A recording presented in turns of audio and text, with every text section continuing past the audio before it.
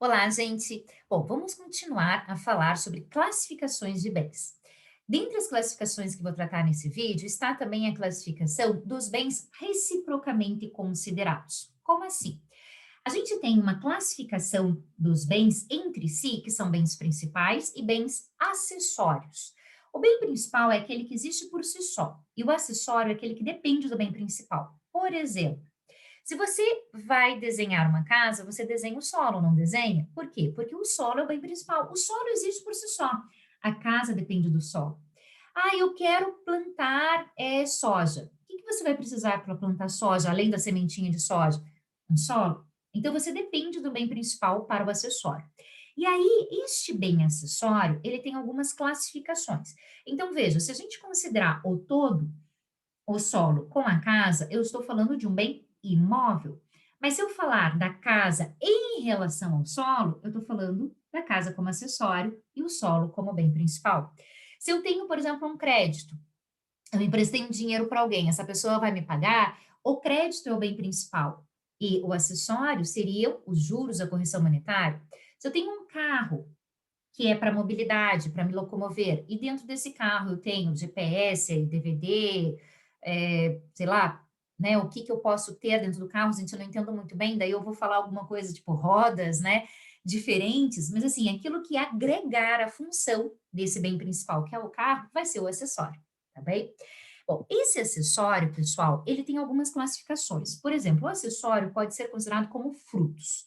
O que que são frutos? Frutos são os acessórios que eu posso retirar do bem principal, sem tirar do bem principal sua finalidade, sem reduzir o valor do bem principal, e o fruto tem valor econômico por si só. Então, por exemplo, vamos imaginar que você tem uma fazenda, tá? Então, você tem lá o solo da tua fazenda, você tem uma chácara, você tem o solo da tua chácara.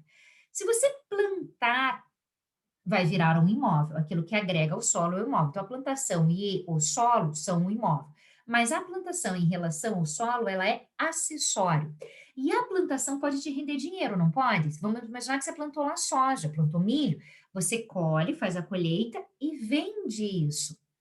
Quando você faz a colheita, o teu imóvel não diminui de valor, não diminui o tamanho. Ah, mas isso pode deixar o solo prejudicado. É só você tratar. Você trata o solo e ele fica recuperado para uma nova plantação, tá? Então, o imóvel em si, ele não perde valor. Ele não vai diminuindo de tamanho, não é como se eu fosse consumindo o solo, ele vai reduzindo porque eu plantei. Então, o imóvel fica intacto, eu retiro esse acessório e ainda ganho um dinheiro. Isso é o fruto. A plantação é um fruto, tá? E aí a gente tem frutos naturais, civis e artificiais. O que que são frutos naturais? Os frutos naturais são aqueles frutos que eles dependem de ciclos da natureza, de procedimentos da natureza. Então, por exemplo, eu tenho lá gado, vacas, né? E aí eu posso fazer inseminação artificial nas minhas vacas para ter aqui um tipo de gado que eu quero criar. Bom, a inseminação artificial, ela é artificial, mas o ciclo de nascimento de um bezerro, ele é natural. Então, quando uma vaca está prenha, né, ou o pessoal chama, né, vaca cheia, vai comprar vaca cheia, quando a vaca está prenha e o bezerro nasce dela, em relação à vaca, a vaca é o principal e o bezerro é o meu fruto natural, porque ali aumentou a minha renda, eu posso vender só esse bezerro, entende? Então, assim, eu tenho a vaca, né, em relação à minha fazenda, a vaca em relação ao solo, ela é acessório, mas a vaca em relação ao bezerro, ela é principal e o bezerro é o acessório, e ele é fruto natural. O solo da minha fazenda é principal, a plantação é acessório. Ainda que eu faça a plantação, ainda que eu tenha uma semente, né, e a maioria, por exemplo, hoje da soja é uma semente que é de uma única empresa, né, plantada no Brasil, quando você faz essa plantação, eu vou colher. Ah, mas a minha plantação foi feita artificialmente. Mas veja, ela é natural porque ela depende de um ciclo. A semente de cada tipo de produto cresce com um determinado tempo, depende de ciclos da natureza, depende de temperaturas. Então, tudo isso é natural. Então, assim, o nascimento de um bezerro é fruto natural. A colheita que eu tenho na minha fazenda é fruto natural. Por quê? Porque eles não diminuem o valor do bem principal, eles não diminuem o bem principal e me rendem economicamente. Então, o fruto é retirado do bem principal e ainda me rende economicamente. Ah, mas professor, isso daí é só exemplos rurais. É, mas é que o agronegócio é importante, né, para a economia, mas vamos trazer isso para a parte da cidade, né, a parte urbana, que às vezes é a maioria da realidade, né, das pessoas. Bom, se eu tenho um apartamento, eu posso ter frutos desse apartamento? O que que vocês acham? Ou eu posso locar esse apartamento. Então, eu tenho um imóvel, que é meu apartamento, e eu loco. Quando uma pessoa está no imóvel, não vai diminuir o valor. Bom, espera-se que não diminua, né? Que a pessoa não destrua o apartamento. Até se ela destruir pelo contrato de locação, haverá responsabilidades. Então, quando ela sai de lá, ela entrega o imóvel do jeito que ela encontrou, né? Do jeito que se encontrava o imóvel. Este bem imóvel, portanto, continua igual, continua intacto, tem o mesmo valor, às vezes até, né, uma valoração, dependendo do caso, da cidade, né? Mas o imóvel, ele me rendeu durante um tempo um valor, que eram os aluguéis. Isso são frutos civis, né? Tem muita gente que vive de aluguéis, né? Então a pessoa tem vários imóveis e ela recebe os aluguéis periodicamente. O aluguel é fruto. Por que frutos civis? Porque é o que a lei me permite. A lei permite que eu receba esses frutos. Ah, eu tenho um imóvel rural, mas eu não estou aqui, né, podendo plantar. É um imóvel rural, mas não é muito grande. Mas você pode receber frutos civis, por exemplo, você transforma o teu imóvel rural numa pousada. E aí você faz um turismo rural, por exemplo. Então você vai receber valores de aluguéis, é uma locação por temporada. Você tem uma casa na praia que está parada, você pode fazer locação por temporada. São frutos civis. Não diminui o valor do bem principal, se desagrega ao bem principal e você recebe, tem valor econômico. Os frutos artificiais são aqueles que você trabalha com eles, não é que decorre da lei, são artificialmente criados. Então, por exemplo, se você tem uma plantação de maçãs e você vende tortas de maçãs ou, né, que é algo que você produz com as maçãs, o teu fruto não é natural, não é só a natureza. Ele é um fruto artificial, você pega a natureza e transforma, né? Se você tem, por exemplo, vacas no seu imóvel rural e você tem o leite, mas você vende queijo, você está artificialmente transformando. O queijo não é algo natural, ele não sai da vaca, né, como queijo, sai leite e aí você faz o queijo ou o requeijão, algum produto assim. Teus bens principais, o teu solo, o teu animal, ele continua intacto, né? E aí, aquilo que você rende, os frutos, é que você vai ter uma economia própria. Os frutos também podem ser pendentes, percipiendos ou percebidos. O que, que seriam isso? Isso daqui é principalmente para avaliar quando você vende alguma coisa. Os frutos pendentes são aqueles que eu ainda não posso receber. Então, se eu vender um imóvel que tem uma plantação de soja, a rigor, se eu não negociar de forma diferente, a plantação de soja vai ser deste novo proprietário e ele que vai fazer a colheita, tá? Os frutos percipiendos são aqueles que já poderiam ser colhidos, já poderiam ter sido recebidos, mas não o foram. Então, pode ser, por exemplo, a minha colheita que eu poderia já ter feito, eu entrego para a pessoa, transfiro a propriedade dessa pessoa que vai receber e negocio com ela. Posso negociar, né? Mas a regra geral é que os pendentes, os percipiendos, serão daquele que estiver com bem, tá? E os percebidos é de quem estava com bem até recebê-los. Então, por exemplo, se a vaca é minha, vendi para você, mas ainda não entreguei e nasce o bezerro, o fruto aqui percebido, porque já recebido, já pronto, é meu. Então, o bezerro é meu, tá? Se vendesse a vaca prenha, por isso que eu falei, né? Há negociações de vaca cheia, aí ficaria para você, porque seria pendente. Mas se eu já recebi, é meu, não há o que reclamar. Se eu vendo uma fazenda para você e a colheita de soja vai ocorrer durante esse final de semana, mas a venda só vai ser concretizada semana que vem, eu recebo essa colheita e você não pode reclamar, porque são os percebidos, caso a gente não tenha negociado de forma diferente. Quer ver um outro exemplo? Um aluguel.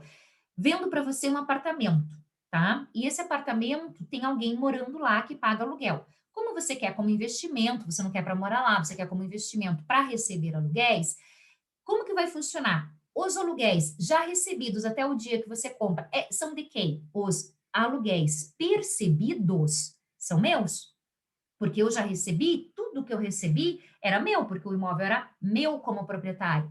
Os aluguéis daqui para frente, que são os pendentes, serão seus, porque são os aluguéis a vencer.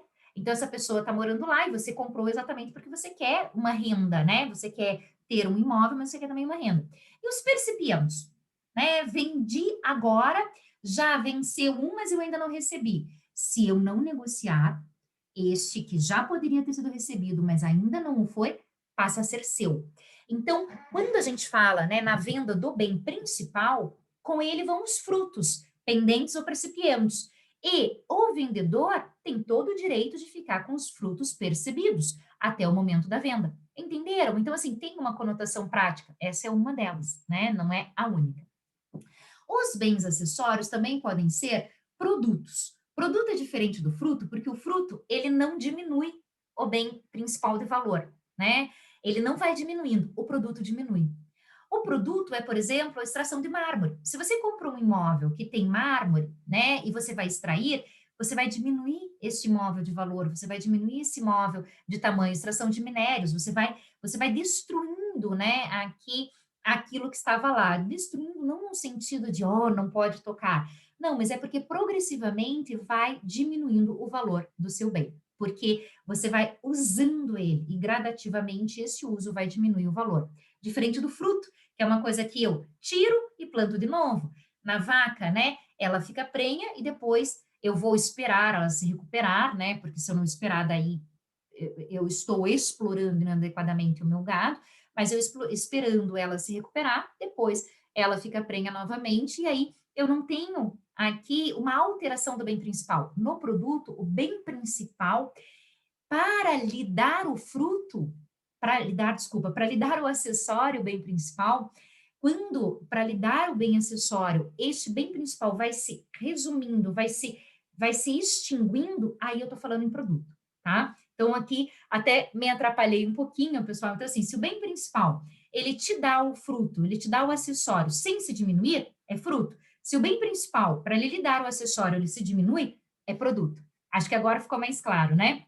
Então, são bens acessórios, os produtos, aqueles que se destacam do bem, mas eles vão reduzindo de forma progressiva e proporcional esse bem principal. E pertenças?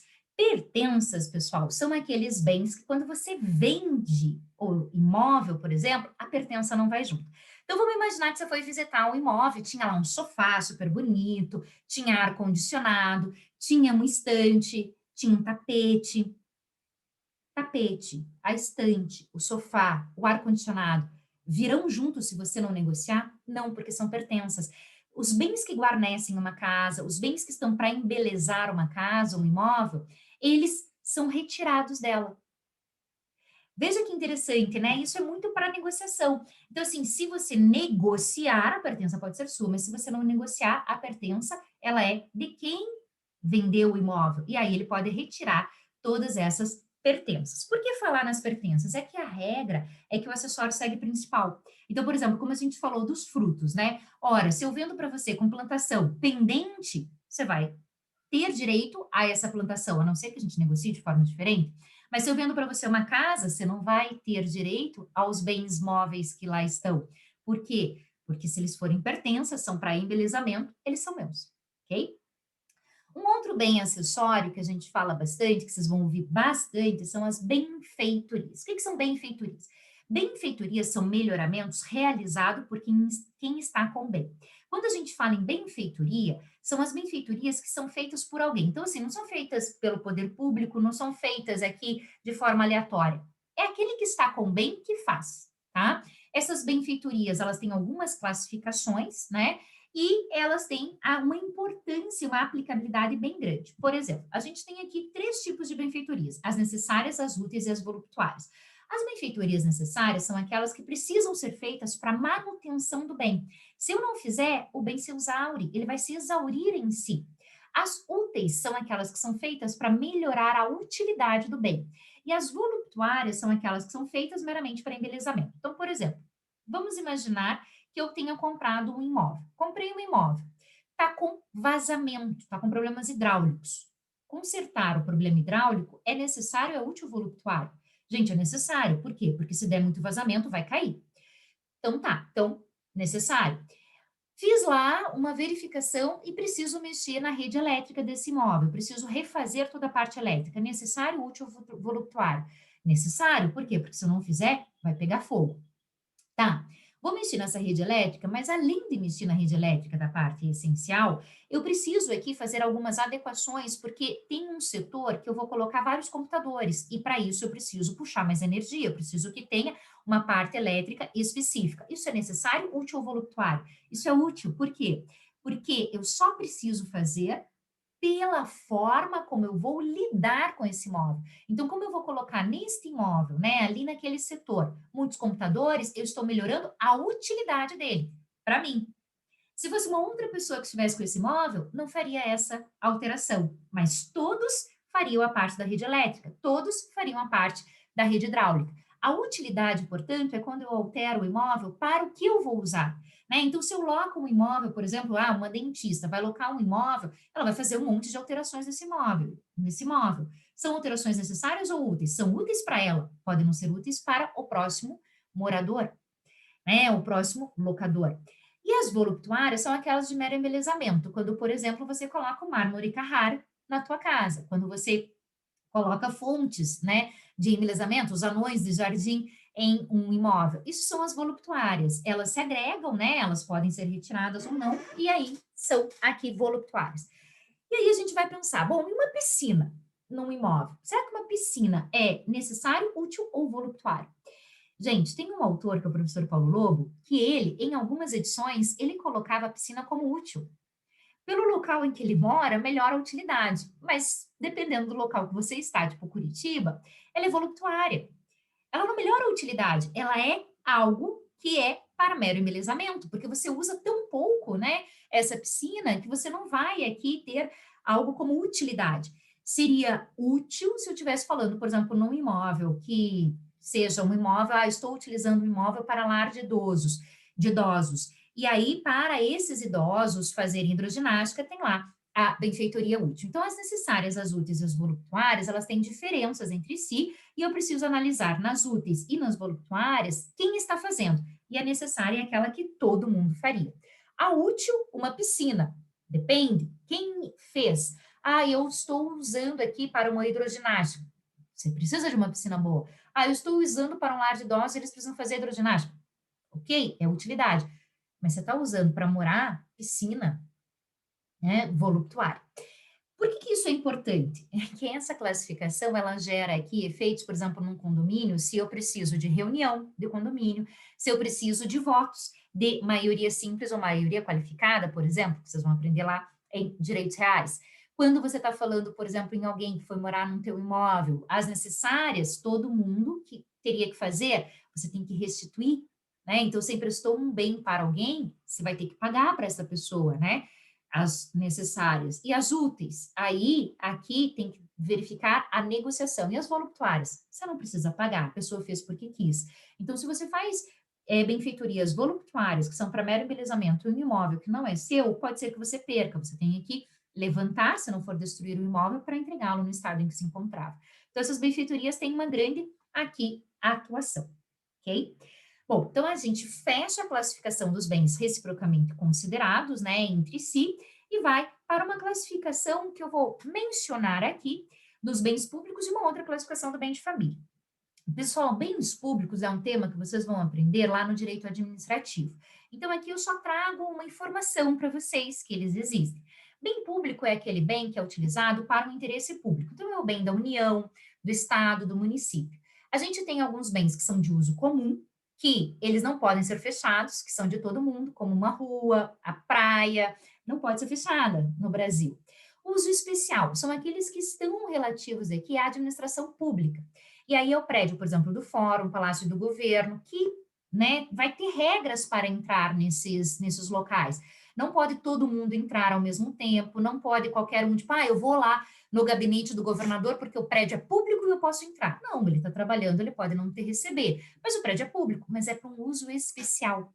Então, ele não é um uso comum, por exemplo, uma praça todo mundo pode entrar, né, e ali usufruir. As ruas não podem ser fechadas, rua não pode ser fechada. Todo mundo pode andar por aquela rua, as praias também. O uso especial pode ter restrições de vestimentas, por exemplo, você não pode entrar no fórum, no Tribunal de Justiça, com roupas que sejam aqui roupas, né, ofensivas. Por exemplo, você não pode entrar com camisa de time, não pode entrar de regata, os homens não podem entrar de regata ou bermuda, por exemplo. Ah, mas é um bem público, eu posso entrar do jeito que eu quiser. Não, não pode, né? Há aqui regras, inclusive, de vestimenta, tá?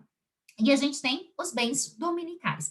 Os bens dominicais são aqueles que integram bens públicos e que podem ser, inclusive, desafetados, podem ser transformados em bens privados para vender. Eu até, como é um tema mais complexo, eu até deixei um texto para vocês sobre esses bens dominicais que podem ser desafetados. Mas isso é matéria que vocês vão ter lá em direito administrativo, tá? E a última classificação que eu trago para vocês é uma classificação mais para noticiar, bem de família. O que é isso? Bem de família é um bem que não pode ser penhorado, ou seja, não pode ser utilizado para dívida. Então, vamos pensar o seguinte, né? Eu tenho lá dívidas com um banco e o banco não pediu garantia e o banco agora está me cobrando. Como que ele vai fazer a cobrança, né? Como é que se faz cobrança de dívida, né? Se faz cobrança de dívida através do patrimônio da pessoa. E aí, ele me processa, eu não indico nenhum bem a pagar, eu não pago a dívida, nem indico bem. O que que ele vai fazer? Ele vai penhorar bens. Todos os bens? Não, tem alguns bens que não podem ser penhorados, como o bem de família. E aí a gente tem uma legislação da década de 90 que trabalha aqui quais são os bens de família. O grande impacto que essa legislação traz, e é muito importante e interessante para trazer para vocês, é que se você tem um imóvel só, ele vai ser seu bem de família. Gente, olha que interessante, isso daqui é impacto da constitucionalização do direito civil. Por quê? Porque antes da Constituição Federal de 1988, para ter bem de família, eu tinha que indicar qual era o meu bem. Eu tinha que ir até o cartório de registro de imóveis e gravar: olha, esse meu bem aqui é bem de família, ou seja, ele não pode ser atingido por dívidas. O que que aconteceu, né? E a Constituição Federal de 1988, ela tem um papel super importante sobre isso, que se verificou que nem todo mundo tem vários bens. Tem gente que não tem bem algum, né? A gente vive aí situações em que tem pessoas que estão em situação de rua, né? Então, pessoas que não têm qualquer condição de sobrevivência, qualquer condição de manter a sua dignidade, né? A dignidade da pessoa humana. Quando a gente percebe isso, e aí a gente vê também quem são os brasileiros. Será que todo brasileiro sabe ou sabia na época que teria que indicar o seu bem no cartório de registro de imóveis para que ele não fosse atingido por dívidas? Bom, se percebeu, portanto, que pela realidade econômica e a realidade social do brasileiro, aquela legislação que protegia bem de família, ela atingia apenas algumas pessoas. Incrivelmente, bem de família, que está no Código Civil de 2002, mantém aquela regrinha, tá? Que você teria que escolher qual dos seus bens seria bem de família. Mas a gente tem uma legislação da década de 90 que diz o seguinte: se você só tem um bem, esse teu bem automaticamente é bem de família. Se você só possui um bem, é porque esse bem é bem de família. E o que é bem de família? Bem de família é aquele que você utiliza para sua residência, para a residência da família. Mas é importante colocar aqui que não é só unidade familiar, né, no sentido mais aqui clássico, tradicional, né, da sociedade. É família no sentido mais amplo. Inclusive, o STJ protege o bem de família, inclusive do solteiro. O solteiro também pode ter esse direito, porque é de residência. Então, é uma legislação super interessante, inovadora, que infelizmente o Código Civil de 2002, por estar embebido naquela cultura da década de 70, não traz. Mas a gente tem uma lei esparsa, um microsistema, que vai trazer e vai falar um pouquinho sobre bem de família.